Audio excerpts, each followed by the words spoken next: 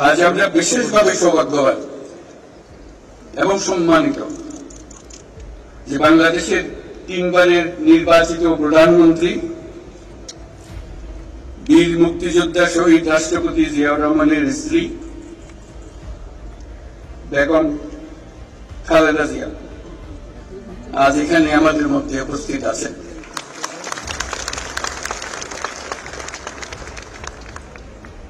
এক যুগ ধরে তিনি এই মহাসম্মেলনে অংশগ্রহণ করার সুযোগ পান নাই, আজকে সুযোগ পেয়েছেন। আমরা সবাই আনন্দিত এবং গর্বিত যে আমরা এই সুযোগ দিতে পেরেছি আপনাকে। শারীরিক অসুস্থতা সত্ত্বেও এই বিশেষ দিবসে সবার সঙ্গে শরীর খাওয়ার জন্য আপনাকে আবারও ধন্যবাদ।